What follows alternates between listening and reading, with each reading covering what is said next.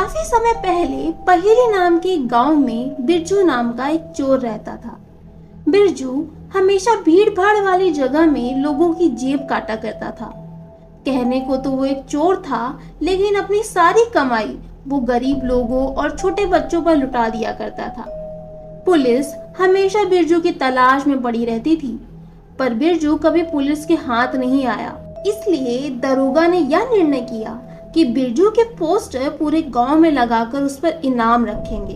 और फिर क्या था, बिरजू के नाम के पोस्टर पूरे गांव में लग जाते हैं और सबको खबर पड़ जाती है कि बिरजू को पकड़वाने पर दरोगा भारी रकम इनाम में देगा। उधर बिरजू सब बात से बेखबर अपनी रोज की कमाई के लिए गांव में निकल पड़ता है। वह रास्ते में देखता है कि गांव के सारे लोग आज उसे ही घूर रहे थे और कुछ आपस में फुसफुसा भी रहे थे। तभी पीछे से कुछ लोग भागते हुए कुछ हथियारों के साथ बिरजू के पीछे आते हैं और जोर से चिल्लाते हैं, अरे वो देखो, वो रहा, उसको पकड़ो, भागने मत दो। यह सब देख बिरजू वहां से बिना कुछ सोचे समझे भागने लगता है और एक अच्छी जगह देखकर वहां छुप जाता है।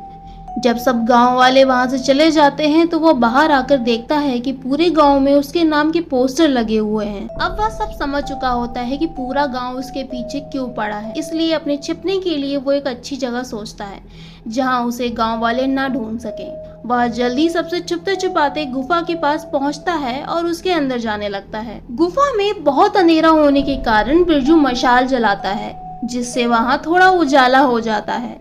वो आगे बढ़ ही रहा होता है कि एक पत्थर से टकराने की वजह से वह गिर जाता है और उसके सामने एक बड़ा पत्थर होता है जिसके ऊपर सोने का एक चिराग रखा होता है। जैसे ही वह चिराग को उठाकर उसमें लगी उसकी धूल साफ करता है तो उसमें से एक जिन निकलता है। जिन बोलता है, मैं इस चिराग में रहने वाला जिन हूँ और मैं आपकी किसी कोई इच्छा को पूरी कर सकता हूँ। बिरजू बहुत सोचने के बाद बोलता है, मेरी पहली इच्छा ये है, मैं ये चाहता हूँ कि तुम हमेशा मेरे साथ रहकर बाकी इंसानों से मेरी रक्षा करो, किसी को भी मेरे करीब मत आने दो। और जिन बोलता है, जो हुक्म मेरे आका। और फिर जब बिरजू और जिन गुफा से निकलकर गांव पहुंचते हैं तो बिरजू देखता है कि गांव वाले अभी भी बिरजू के बारे में ही बात कर रहे होते हैं। बिरजू को देख सभी गांव वाले बिरजू को पकड़ने आते हैं। तभी जिन अपनी शक्तियों की मदद से हवा से सभी को दूर फेंक देता है। यह देख अब कोई भी बिरजू के पास नहीं आता।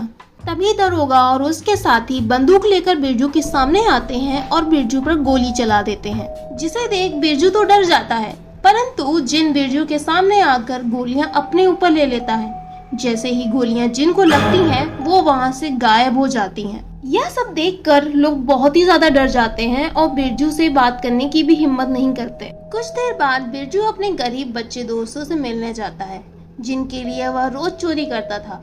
पर वह लोग जैसे ही बिरजू को देखते हैं वह वहां से भाग जाते हैं, जिससे बिरजू को बड़ा अकेला महसूस हो रहा था। अब ना उसके पास कोई बात करने के लिए था, ना ही कुछ करने के लिए। जब भी लोग उसे देखते वह वहां से भाग जाते। यह सब देख बिरजू को बड़ा बुरा लगता था। तंग आकर बिरजू जिन से कहता है, जिन, मैं अपनी दूसरी इच्छा मांगना चाहता हूँ। और फिर जिन कहता है, हाँ बताइए मेरे आका। बिरजू कहता है, मेरी दूसरी इच्छा ये है, मैं अपनी पहली इच्छा वापस लेना चाहता हूँ। मैं चाहता हूँ कि अब सब मेरे पास आ सके और कोई मुझे देखकर भागे नहीं। जो हुक्म मेरे आका। यह कहकर जिन वहां से गायब हो जाता है। अब गांव के सभी लोग बिरजू के पास आने जाने लगते हैं। तभी अचानक दरोगा बिरजू के सामने आता है और उसे पकड़कर जेल की सलाखों के पीछे डाल देता है। और बिरजू जिनसे अपनी इच्छा वापस लेने के समय को कोस रहा होता है कि न वो इच्छा वापस लेता और न ही पुलिस उसे पकड़ पाती। इस कहानी से हमें यह शिक्षा मिलती है कि बेकार काम से किसी का भला नहीं हो सकता और आखिर में हर चीज की सजा भुगतनी ही पड़ती है।